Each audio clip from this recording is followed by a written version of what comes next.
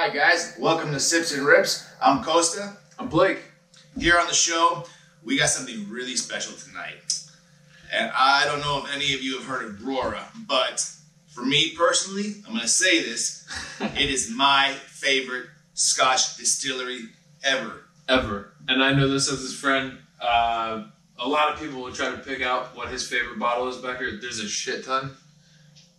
It's always Brora. It's always Brora. There's a few of them back here. This one. I remember one night I was having a party over here. There's probably like 10 people here.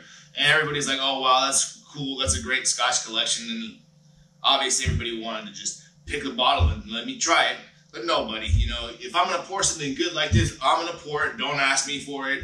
And somebody asked me, what's your favorite bottle? And I looked at him and said, what do you think my favorite bottle is? Because he knows me. He knows my palate. He knows what I like. That's right. And what did this guy say? The Brora is his favorite. Out of 60 bottles back here, he picks Brora. I'm like, my man, you know me well. That's why we're here, right? Yep, exactly. So let me give you a little rundown of Brora. Brora is one of the Scottish distilleries that no longer exists. They mothballed, that's what they call it, when the distillery gets dismantled. It was back in 1983. Any remaining stocks of juice from the 80s are owned by Diageo, and they release it whenever they want. They don't flood the market with it, and they're smart because obviously the prices are ridiculous on stuff like this. This bottle, I got it at an auction straight from Scotland. I paid about $1,800 US for it. If you go online trying to find it, I saw them closer to $3,000. You always get a good deal at the auctions.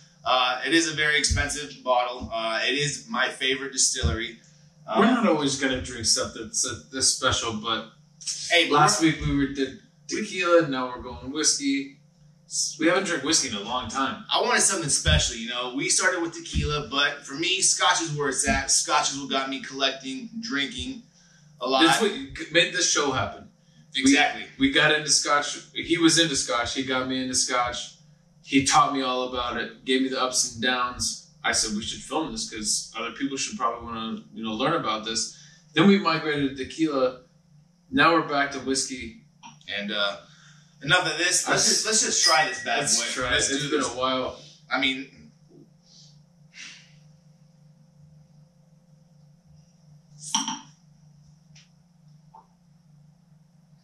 that's so delicious.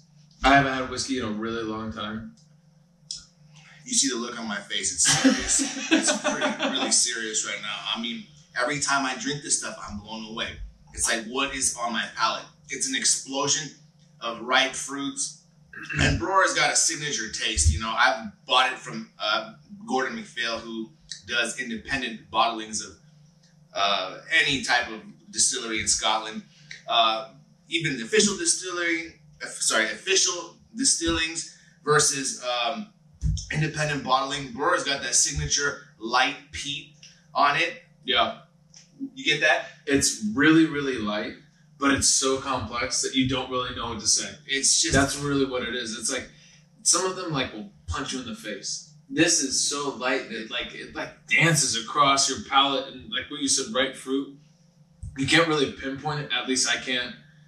I can pinpoint a lot of different things. I get some berries. I get bananas. Bananas like crazy, like some ripe bananas that are just. I don't know if you get a little bit of menthol on there.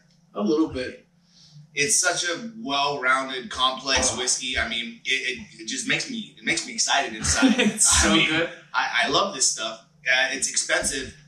It's very expensive. You know, I have this bottle. I have a 30-year. I also have a 37, and I also have a 33. How did they go out of business? They make such a delicious bottle. That is, I don't know why that happened, but Scotch back in the 80s was on a downturn. Nobody was really buying it the way they do now. From 2010, I feel like, and on, the Scotch market has just exploded. It's absolutely insane. The pricing has gone up astronomically, and the demand for rare bottles like this is obviously through the roof. I mean, my buddy who first turned me on to Brora said, this is something that you have to have. And I said, $2,000 for a bottle? You're insane. Well, now I have 3 bottles. It's that good. You sit on it. I mean, I've seen this bottle open twice since I've known you. How long have you had this? This bottle I've only had about a year, and I've drank it relatively quick. This is quick, and you're halfway through it. Yeah, so this other one I got, this 37, I've had this for 4 years, and I've only drank half of it. So, you got to drink it, like I said, sparingly. Special occasions. Special occasions. This is a special bottle. This is a special time. We're reviewing special shit. And this is a special show, so we're bringing special stuff to tell you all about it. Yeah, we're going to review some stuff that costs a fraction of the price, but hey, sometimes you have to have some of this in the bar, and you have to be able to kind of show out a little bit and say, hey, not tonight. But then when your friend comes over and you bust it out, they know that you're here for a good time. For sure. You're celebrating. And like tonight, you asked me, what are we drinking? And I said, just wait 5 minutes, and I'm going to show you. And, the reaction that you give me when you see a bottle like this getting pulled out, you got to share it with your friends. It's all about the experience when you do it together.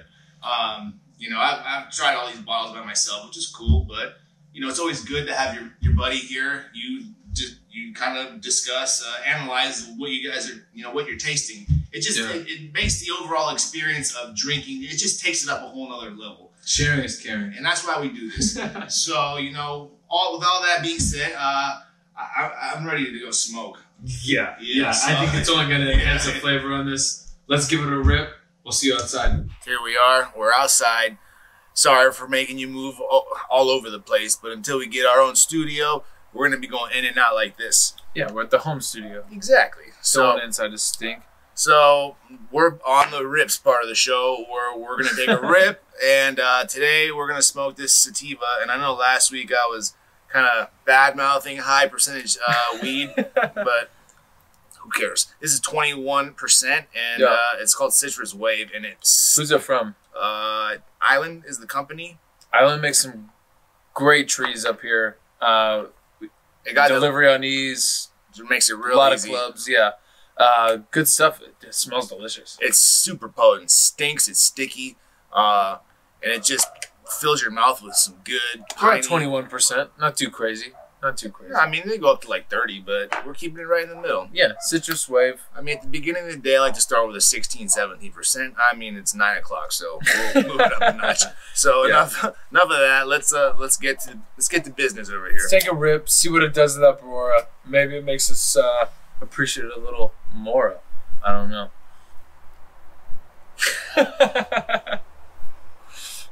I love taking fat rips. Oh, yeah, some good right there. Oh, that flavor. I don't even know what it is, but it's good. Tasty. It is a little Citrus Wave. Yeah. a lot of sativas you're gonna taste will have like a lemony or citrusy taste. Just from the origins, right. The origins are coming from everything comes from Jack, right? Jack Herrera. Citrus Wave is gonna keep you up. Obviously, it's 9. We still got a lot of shit to do. We're still going to hang out. We're still going to have a drink. We're still going to have some fun. Typically, this late at night, we're going to smoke some indica. Slow us down a little bit. But we still got a lot of drinking to do. Like you said, we're not done. There's things to do. We're smoking now. We're going to go back in, and we're going to see if this Brora tastes any different. I know it's just going to taste probably even better. I mean, that stuff just gets me warm and fuzzy inside because I like it so much. Yeah, it's cold out here. Let's go get warm and fuzzy. Please, let's go back in there. All right, we're back inside. We're high. We got some good stuff in our glasses. What more can I say, Blake? I don't know, man. Just give me a cheers, man. Cheers, yeah. We just smoked a Citrus Wave, and I feel like it just took me under. Took me somewhere. It took him under. Took me somewhere. I'm delicious. That's delicious. This is delicious. Let's go. Let's go.